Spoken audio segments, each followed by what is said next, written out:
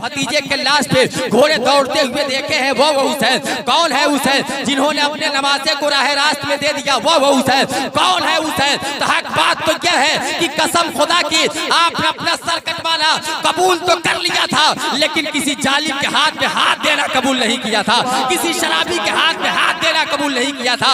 वही हुसैन है जिनका तज़किरा आज पूरी दुनिया के अंदर किया जा रहा है। एक बचपने की रवायत आपके सामने मैं बयान कर दूं। मेरे आका हुसैन है, माँ के शिकमे मुबारका में है, और आका हुसैन माँ के शिकमे मुबारका में है, और माँ के शिकमे मुबारका में होने के साथ साथ जब वक्त पूरा होता है और वक्त अनकरीब होने ही वाला है, मस्जिद नबवी शरीफ है, और मस्जिद नबवी शरीफ में इंतजार कोई और नहीं कर रहा है, बल्कि मस्जिद नबवी शरीफ में आका हुसैन दुनिया में आने वाले हैं, और इंतजार कोई कर रहा है तो कोई और नहीं बल्कि मोहम्मद रसूलुल्लाह इंतजार कर रहे हैं, इंतजार कोई कर रहा है। ताम अल्लाह अल्लाह मोहम्मद रसूलुल्लाह इंतजार कर रहे हैं। आओ देखो तो सही, आज हमारे घर में बच्चा पैदा होता है तो उसका बाप इंतजार किया करता है, उसकी माँ इंतजार किया करती है, खानदान के लोग इंतजार किया करते हैं, लेकिन उस बच्चे को सलाम पेश किया जाए कि जिसका इंतजार कोई और नहीं बल्कि मोहम्मद रसूलुल्लाह का, कोई और नहीं बल्कि आमिना के लाल कर रहे हैं। आओ देखो अल्लाह अल्लाह, बड़ी आप परेशान हो, हैरान है। वही मस्जिद नबवी शरीफ है, कभी आका उधर जा रहे हैं, कभी इधर आ रहे हैं, कभी मोहम्मद रसूलुल्लाह उधर जा रहे हैं, कभी इधर आ रहे हैं। देख कर रहे हैं कि कोई आ क्यों नहीं रही है, कोई आ क्यों नहीं रहा है। अल्लाह अल्लाह एक नजर उठाते हैं, और उठाने के बाद आपने देखा है तो क्या देखा है कि हजरत उम्मे फजल उधर से गुजर रही है। कुर्बान जाइए, जैसे ही उनका गुजर हो रहा है, आपने कहा था कि चची जान जरा करीब आ जाइए, रुक जाइए। आप रुकती है, और रुकने के बाद कहा था कि बताइए क्या कहना चाहते हैं। आओ देखो तो सही, मेरे मुस्तफा इरशाद फरमाते हैं कि आज मेरा ये दिल बोल रहा है, मेरा ये दिल चाह रहा है कि मेरी बेटी के घर में एक बेटा जन्म लेना चाहता है। अब मैं, आप औरत है, आप चले जाइए, जरा देख के तो आइए, इसलिए मैं मर्द हूँ, मैं इस आलम में नहीं जा सकता हूँ। आओ देखो तो सही, कसम खुदा की, ऐ मेरी माँ और बहनों, तुम भी कलीजे फातिमा बनने की कोशिश करो। वह फातिमा भी चंद मिनट के बाद मैं आपको बताऊंगा। अल्लाह अल्लाह हजरत उम्मे फजल जाती है, और जाने के बाद देखती क्या है कि कुर्बान जाइए, अब फातिमा के गोद में कोई और नहीं मुस्कुरा रहा है,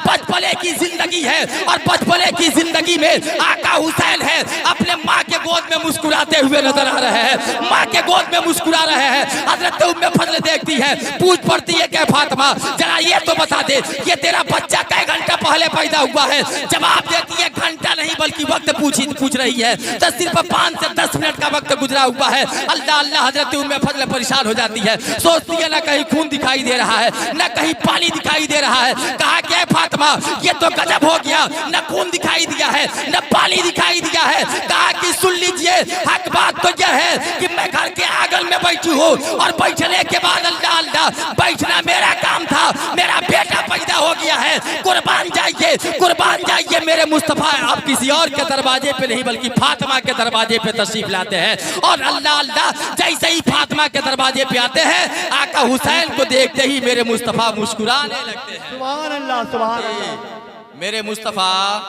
मुस्कुराने लगते हैं। अब हजरते आका हुसैन, इमाम हुसैन दुनिया के अंदर तशरीफ ला रहे हैं।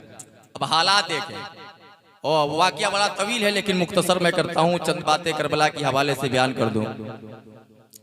यकीन जाने, अब अर्श के ऊपर एक कोहराम बरपा होता है। अर्श के माने जानते हैं ना, अर्श के ऊपर यानी आसमान के ऊपर एक कोहराम बरपा होता है, और वो कोहराम कौन मचा रहा है? हमारे घर में बच्चा पैदा होता है तो हमारे मोहल्ले के लोग खुशी मनाते हैं, लेकिन आका हुसैन जब दुनिया के अंदर तशरीफ ला रहे हैं तो खुशी कोई और नहीं बल्कि फरिश्ते मचा रहे हैं। सुभान अल्लाह, फरिश्ते मना रहे हैं। अब तमाम फरिश्ते खुदा की बारगाह में पहुंचते हैं, और पहुंचने के बाद अर्ज करते हैं कि परवरदिगार आलम, अगर तू आज इजाजत दे देता, आज तू मुझे मौका दे देता। रब पूछता है कौन सा मौका मांग रहे हो, क्या कहना चाहते हो? कहा क्या है परवरदिगार आलम, हम रूए ज़मीन पे जाना चाहते हैं, मदीने के गली में जाना चाहते हैं। कहा किसके आंगन में जाना चाहते हो? कहा आज फातिमा के दर पे जाना चाहते हैं। कहा किस लिए? कहा कि सुन लीजिए, आज फातिमा है अल्हम्दुलिल्लाह, उनके घर में बेटा पैदा हुआ है, और बेटा पैदा होने के बाद तारीख तो ये पेश करती है कि अल्लाह अल्लाह रब ने फरिश्तों से कहा था कि फरिश्तों क्या करने जाना चाहते चाहते हो? तो फरिश्तों ने जवाब दिया था कि परवरदिगार आलम, आज रूए ज़मीन पे हुसैन पैदा हुए हैं और पैदा होने के बाद आज उनके नाम का सदका लुटाया जा रहा है। और सदका भी कोई लुटा रहा है तो कोई आम इंसान नहीं लुटा रहा है, सदका लुटा रहा है तो कोई आम आदमी नहीं लुटा रहा है, बल्कि यह परवरदिगार आलम सदका लुटा रहे हैं तो दोनों जहां के मालिक को मुख्तार लुटा रहे हैं, तो सदका लुटा रहे हैं तो मदीने के ताजदार लुटा रहे हैं। सुभान अल्लाह, सुभान अल्लाह। जी, कौन लुटा रहा है भाई?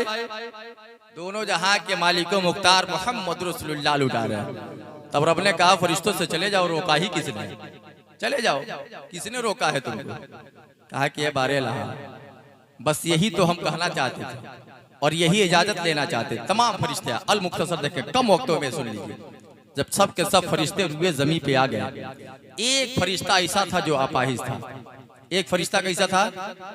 जो अपाहिज था, पैर से चल नहीं सकता है, पर से परवाज नहीं कर पा रहा था।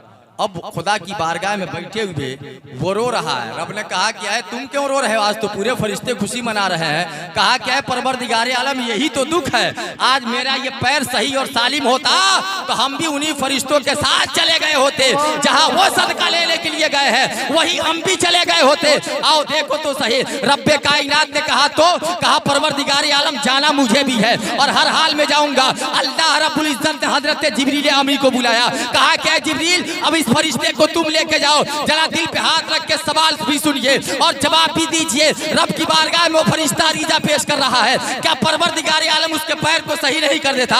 जिस रब्बे कायनात ने जमीन को बनाया है, आसमान को बनाया है, शजरो हजर को बनाया है, जन्नत और दोजख को बनाया है, हमको और आपको बनाया हुआ है, 18,000 मखलूकात को खुदा ने पैदा किया है, क्या वो रब्बे कायनात उस फरिश्ते को सही करके नहीं भेज देता? लेकिन नहीं, आज कुव्वत किसी और की नहीं दिखानी है, ताकत किसी और का नहीं दिखाना है, पावर किसी और का नहीं दिखाना है। आज पावर का इस्तेमाल करना था तो आका हुसैन का करना था।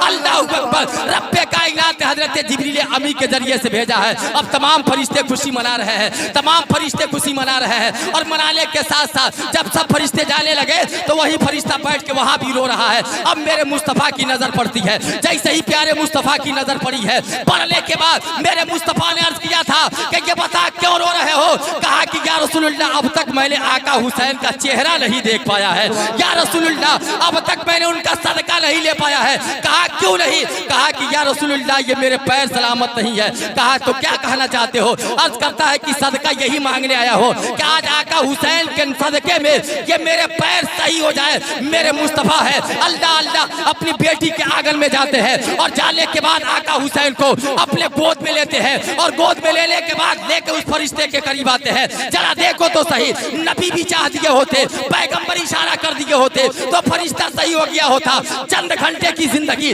आका हुसैन की है, अब गोद में लेके आते हैं और लाने के बाद मेरे मुस्तफा है, आका हुसैन के हाथ को आगे बढ़ाते हैं, फरिश्ते के पैर पे लगाते जा रहे हैं, पैर सही होता जा रहा है, हाथ पे लगाते जा रहे हैं, हाथ सही होता जा रहा है, चेहरे पे लगाते जा रहे हैं, चेहरा सही होता जा रहा है। अल्हम्दुलिल्लाह, जहाँ जहाँ आका हुसैन का हाथ बढ़ता जा रहा है, अब तमाम तरह से वो फरिश्ता ठीक होता जा रहा है। आलमे तसव्वुर में मैंने पूछा कि या रसूलुल्लाह ये आज क्या कर रहे हैं? तो नबी साथ फरमाते हैं कि सुन, आज मकाम किसी और का नहीं दिखाना है, बल्कि मकाम और मर्तबा मुझे दिखाना है, तो मुहाजिर की हुसैन का दिखाना है। और हुसैन का मकाम जब बचपने का ये आलम है तो कसम खुदा की बचपने का आलम क्या? सुभान अल्लाह, अल्हम्दुलिल्लाह। जब बचपने का ये आलम है तो बचपने का आलम क्या होगा? अब एक बात और आप सुनिए, आगे बढ़िए, सीधे मैं हुसैन की बारगाह में ही लेके चलूं। मैं इधर उधर नहीं रहूं, बिल्कुल बात आप लोगों को समझ में आ रही कि नहीं आ रही है? हाँ, ऐसा ना हो कि मैं बोलते जाऊं आप समझे ना तो कोई मतलब नहीं रहा। थोड़ा सा मचल के बोल दीजिए या हुसैन, और प्यार से बोलिए या हुसैन। हाँ, एक शेर पढ़ता हूँ मैं जब तक बोलूंगा ना किसी को सोने देता हूँ ना खुद ही सोता हूँ। भले से हम थके हैं, आप तो नहीं